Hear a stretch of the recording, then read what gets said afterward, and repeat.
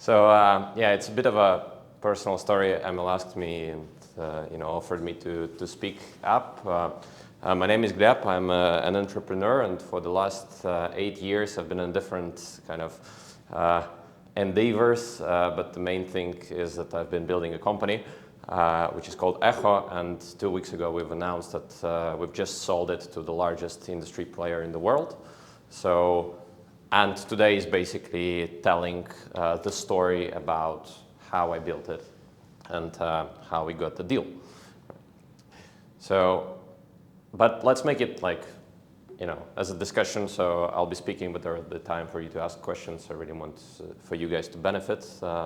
Maybe some of you are planning to do an exit or an acquisition, whatever. So yeah, basically there's going to be 4 key parts in the presentation, just a little bit about myself and about the journey of Echoo, acquisition, why and how we did it, and then key learnings that I have from the deal. And what's next? Before I do a little bit about myself, I am an entrepreneur, but I'm also a father and a husband. That's the little boss over there. He's a real man behind everything that's happening. He's less than 2 years old. I do a lot of stuff outside of work, not that much time, but I love sports, and I also love languages, know 5 of them, want to know more, but it's kind of getting more challenging. And then, yeah, it doesn't seem to work. I can do it manually. Yeah, just open the whole slide. Yeah, I used to be a national junior football team player at the early ages, and I had my own comedy show team.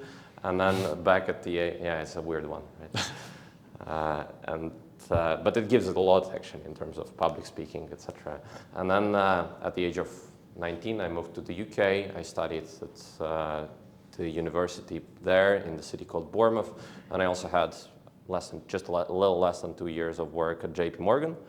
But at the end of the university, I decided to reject an offer from them to stay in London because I felt it's a bit too bureaucratic, and I felt that with the activities that I'm doing, I'm not seeing the actual outcome of the energy you're putting in. So being on the last course of the university, I opened Echoo, and then just as I finished, I moved back and started growing that. And now, let me tell you a little bit more about how we scaled it. Oops, one back was me. So that was you. Yeah, good. So yeah, I founded it back in the end of 2016. We started with, the idea was simple. The smart home building automation market was kind of very, very, healthy for competition. It was kind of a blue ocean. So I thought, why don't I build a company that's providing smart home and building automation activities? We originally started with the private homes. First 6 months, I remember sitting on the amount of cash that I saved working at JP Morgan, and we had 0 clients, literally. I still remember, after I signed the first deal, my father came to me and said, "Nice, but you're probably not going to make $1 million right here." And that was kind of motivational, but I kept doing that. And then we kind of slowly started to attract customers, attract people. In 2019, we started to kind of stick ourselves to one of the largest distributors of the building automation products. And then in the 2020, we realized that it's like a B2B thing where you can really make money. So we stopped working with the private customers and switched to commercial buildings. And from there on, we've been scaling quite a lot. Can you give me a favor, Emil? Good. Yeah, so probably 2020 to 2023 were like periods of the largest growth. So there was a year when we grew 7 times within just 1 year in terms of number of people, number of projects, etc. And then in the 2023, there was a very interesting period. We had a company that was offered to us to acquire, a company called BISS or BIS It's the largest company in the Baltic market that produces parking automation products. You probably have all used the pay stations in Riga. That's something that we manufacture, or parking in Riga airport. That's what BISS does. The company was sold by a person who was 75 years old. He had no successor, but a very strong company in terms of revenues, in terms of technical staff, etc. So we bought it, and to buy it, we also attracted a local venture capital fund called ZGI Capital. So that was my first experience of attracting money to the company and working with the VC funds. And then together with ZGI, in the next 2-3 years, we scaled the business, both BISS and Echoo. At first, we wanted to merge them together, and then we realized that this is a hell of an idea, and we kind of started reverting everything back. And then last year, for Echoo, we signed 2 very big contracts that basically allowed the company to scale 3 times this year. And this year we've been acquired by Nordomatic. And a lot of that obviously happened because of the things that we did before. Let's go. Yeah. So 4 things why we did it. So first, timing. As I mentioned before, we had significant increase in revenue in the contracts this year, so we realized that this is a good opportunity for us to sell the company. And the market itself was on its peak.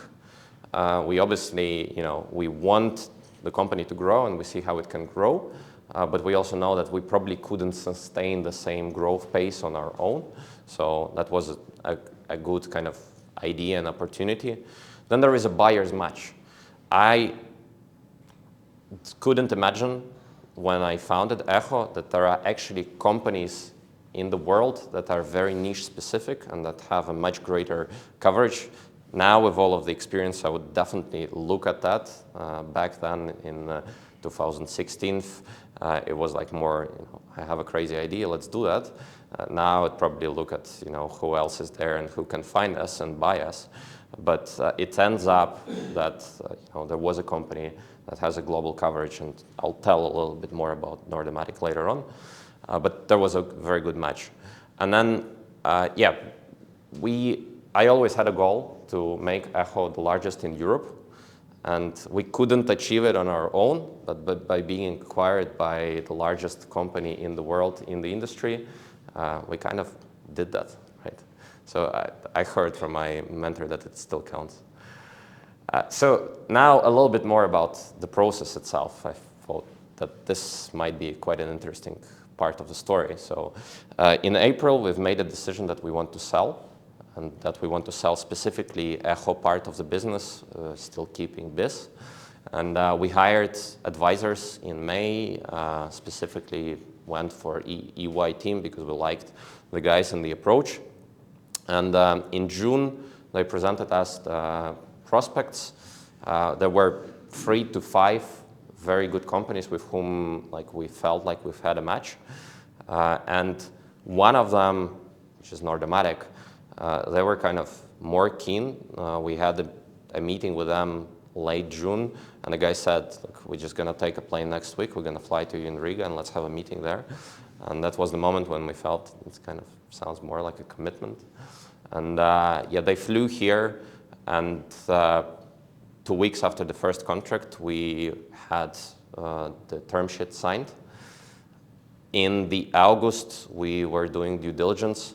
Because it's a big company, it was also quite interesting. We are the smallest acquisition that Nordomatic has ever done, but they haven't lowered the standards. So we had Deloitte, we had Cobalt, everyone whom you could ever imagine.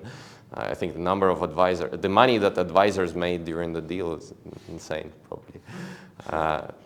But it was a very good experience. And then in September, we started SPA negotiations on the draft, and we closed it and signed in October. So Nordomatic is saying that it went too slow. The ZGI on our side, with whom we sold it together, are saying that it was very, very fast. So have not many cases to compare, but I feel that it was okay.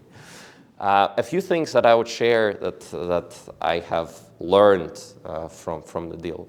So first of all, I think especially to you guys who are the founders, when we attracted the investment back then in the 2022, 2023 investment from ZGI, we had an advisor, but we were more looking at how we're going to spend this investment in the acquisition.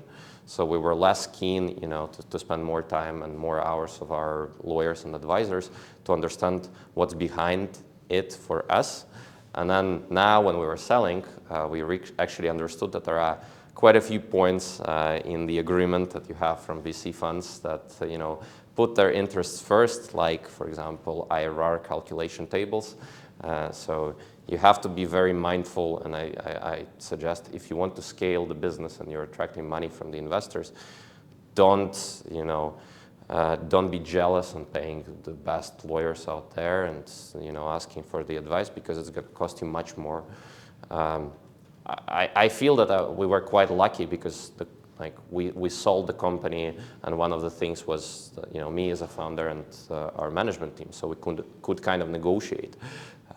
Because the deal wouldn't happen without some of our commitments. But I think if it wasn't there, if it was just an asset that is sold because of its customer base, then I don't think there would be a negotiation out there. So that's one. Second, we changed our auditors this year for the 2024. During the audit, I was mad at everyone, at the auditors, at the person who suggested to change the auditors, because we were asked every single question that could have been asked there. We were drilled on all of the matters that could have been there. But then when we started selling and when we had the due diligence, I realized how happy I am that we had this due diligence, that we had this audit, because the due diligence went just smooth as that. So yeah, audits might be tough, but if you're looking for the opportunity to sell the company, they actually make a lot of pre-work for you. And then term sheet negotiations. We were kind of rushing to sign the term sheet within 3 days since we've received the first draft. It was really fast. And then we kind of felt, it was a rush, not from our side, but from the side of the buyer. But we felt later on, when we were in the SPA negotiations, that we should have better spent more time on the term sheet. If you're really keen on closing the deal, then it's better to discuss the things on the side of the term sheet, because after you sign the term sheet, you are most likely in the exclusivity period, etc., and you've already spent a lot of money and time on the lawyers, etc., etc. So it's harder for you to go back, right? And then it means whichever party you are, either buyer or seller, it might be harder for you to negotiate, right? So it's better to kind of have an experience and predict what could be the pain points on the SPA side, put them on the term sheet, negotiate on them early when you still can, and then just make the SPA negotiations as smooth as you can. And then, yeah, what's next for me? So I stay at Echoo and for indefinite time. I'm really excited about the company that bought us. Nordimatic has over 1,300, 1,400 employees around the world.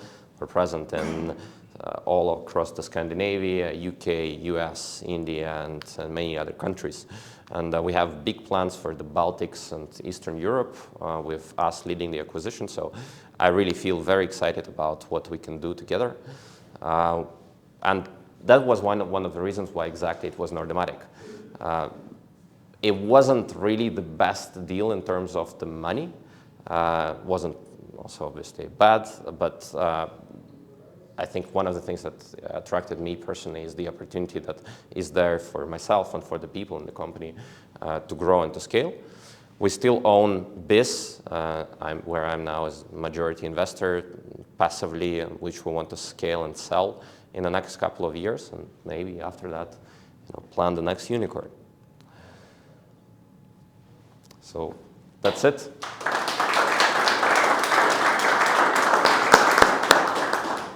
If you guys have any questions. Yes, thank you so much, Gļebs. Could you please expand on this point about the VC terms regarding IRR? So basically, it might not be in every case. I know that, I don't know, Ansys here might be the best person to answer. But when you get the VC money, they expect a certain IRR, which is annual return on their investment, right? So you might get it in the form of mezzanine, for example, originally, and you would have a certain percentage for your mezzanine, let's say 10%, 15%. But there could be a point in your agreement which says that I, as a VC investor, expect you to generate X percentage annually on your investment. I expect you to grow 3 times a year, whatever. And I have liquidity preferences for that. So, which means that when you sell, I'm the first one who should generate the IRR that I was expecting. And then, you know, if you could do that, that's fine. If you can't, I'm the first one to get the money. And then, you know, whatever is left for you. Am I right, Answer? Good. So Zegai was happy, yeah? I was also happy. As I said, we could negotiate, but I think everyone was happy with this deal. Okay. Actually, I saw that you started the whole company with also co-founder Anni, right? Once again, sorry. You started the company with Anni. I started myself, and then I invited her in the early, like 2019 Fiesta to join the company. But do I understand correctly that is she still a founder? Was she still a founder up until this day, or no? We bought her out 1.5 years ago. Okay. We bought her out. Okay, understood. Did I understand correctly? You're still involved in the company? You're going to continue? Yeah, I'm going to continue. Well, first of all, as I said, when I worked at JP Morgan, there are beauties you have in a big organization, as well as obviously cons that come with that. And one of the beauties is opportunity to contribute globally. And I feel that with Nordomatic, I can, at least for some time, I can contribute and I can get, you know, the experience of also being part of that big organization, which is something that I miss at JP Morgan. And company has huge ambitions. Right? I know the industry very, very well. I know all the Baltic and Eastern European market very well. And I feel that there is a lot that we can deliver together. I feel that it clicked with me, and I wanted to try. Or you are locked in? This is also part. This could be part, but you know, I look at it from a different angle. What will be your next unicorn? Is it Flomo or? As soon as I am ready to answer that question, Ansys, I will be one of the first to find out. Actually, you decided to purely sell because of the market timing and just because you were at the peak, or like was there any other motivation behind it? This one was definitely one of the main ones, but also a lot of it comes to biz, right? So as I mentioned, when we bought the companies, we wanted to merge them together, and we felt 1.5, 2 years after that it was not the right decision. But legally, and also on the management side, they were structured to be merged. So we understood that we have to go through the procedure of demerging. We still have ZGI. ZGI is a fund that has termination period, so at a certain point they should have sold their assets. And we realized that selling 2 companies, completely separate companies, at once when the fund is due would be hard. So we knew that we wanted to sell one earlier than another, and we realized that selling Echoo would probably be the best deal. Okay. Any other questions? Yes. How many times did you think, why the heck did I quit JP Morgan? Probably none, actually. That's an interesting question, but I think probably none.